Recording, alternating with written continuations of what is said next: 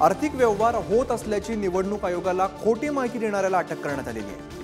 आरोपीला 1 जून पर्यंत कोर्टाकडून न्यायालयीन कोठडी सुनावण्यात आलेली आहे। याच प्रकरणामध्ये 2 दिवसांपूर्वी मुलुंडीकडे ठाकरेंची शिवसेना आणि भाजप पदाधिकारी हे आमने-सामने आलेले होते। मिहिर कोटेचा यांच्या कार्यालयातील आर्थिक व्यवहार प्रकरणात मोठा अपडेट समोर येतोय।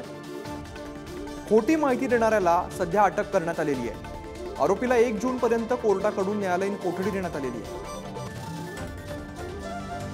आपण पाहिलं होतं 2 दिवसांपूर्वी 2 गट आमने-सामने आले होते। आर्थिक व्यवहार होत असल्याची निवडणूक आयोगाला खोटी माहिती देणाऱ्याला या संदर्भात अटक करण्यात आलेली आहे। आरोपीला 1 जून पर्यंत कोर्टाकडून न्यायालयीन कोठडी सुनावण्यात आलेली आहे। या प्रकरणामध्ये 2 दिवसांपूर्वी मुलुंडीकडे ठाकरेंची शिवसेना आणि भाजप पदाधिकारी हे आमने-सामने आलेले होते।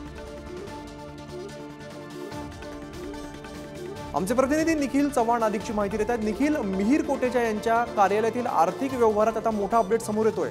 ही माहिती खोटी असल्याचं समोर येतं आणि त्याला अटक सुद्धा केलेली आहे। नक्कीच अमित, गेल्या 2 दिवसापूर्वी हा संपूर्णपणे जो ड्रामा आहे तो आपल्याला पाहायला मिळाला। मिहिर कोटेचा यांच्या कार्यालयावरती आणि कार्यालयाच्या बाहेर हे संपूर्णपणे 2 गट आमने-सामने आल्याचं पाहायला मिळालं।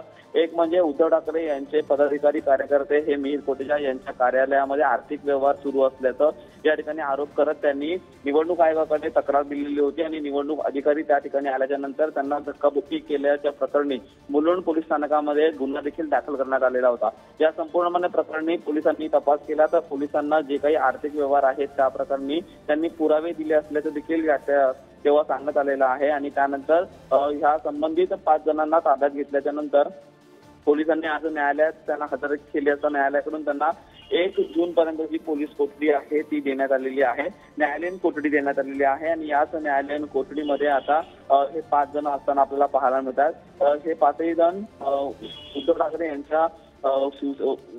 ठाकरे यांच्या शिवसेना पक्षाचे पदाधिकारी आहेत आणि त्यांनी जे आरोप केलेले आहेत ते आरोप पोलिसांनी तपासले असता ते संपूर्णपणे खोटे असल्याचे देखील या ठिकाणी पुढे आलेलं आहे। आणि पोलीस निखिल, त्यामुळे संदर्भात मोठा अपडेट म्हणावा लागेल। धन्यवाद या सगळ्या सविस्तर माहितीसाठी।